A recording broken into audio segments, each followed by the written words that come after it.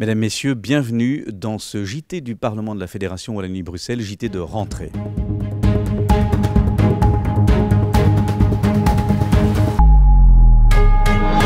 Ce jeudi 4 septembre, en vertu de la loi spéciale du 8 août 1980, c'était la rentrée parlementaire, l'installation de la session parlementaire 2025-2026. L'occasion pour nous d'interroger le président du Parlement sur cette rentrée, M.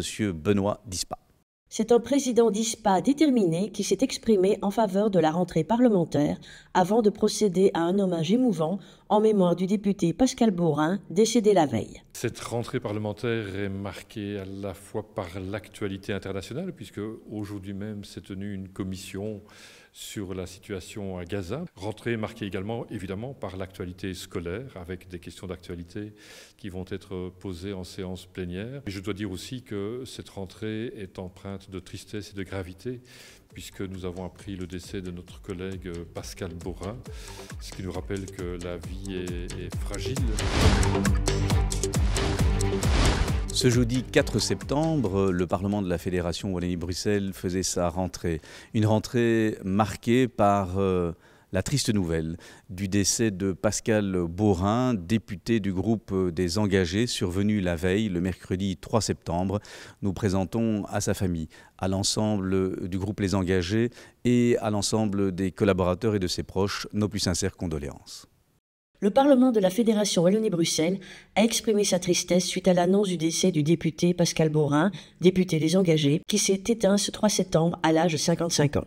Né à Mons en 1969, avocat de formation, il s'était spécialisé dans le droit des mineurs et des assurances. Très actif à Saint-Guilain, il a mené plusieurs cartels d'opposition avant d'accéder au Parlement wallon en 2016, puis à nouveau en 2024.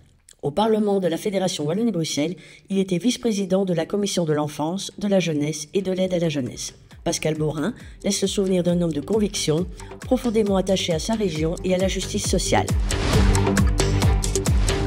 Et toujours ce jeudi 4 septembre, mais avant la séance plénière de rentrée, s'est tenue une commission, la commission des relations internationales, qui a consacré ses travaux à un échange de vues entre députés et avec la ministre-présidente sur la situation à Gaza et les impacts que cela peut avoir sur le plan de la politique de la Fédération Wallonie-Bruxelles avec Israël.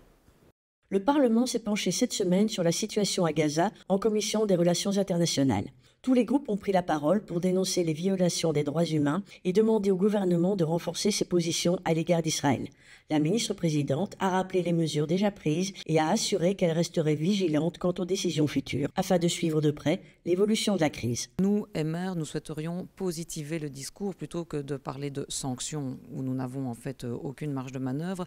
Nous préférons parler de soutien dans nos matières au niveau de l'enseignement, au niveau culturel, envers les Palestiniens, les intellectuels, les acteurs culturels palestiniens, mais aussi du côté des Israéliens, puisqu'il y a de nombreux intellectuels et acteurs culturels qui se distancient très clairement de la position du gouvernement israélien actuel. Le gouvernement est compétent sur les matières qui concernent les universités, les partenariats académiques, la culture, le sport, etc.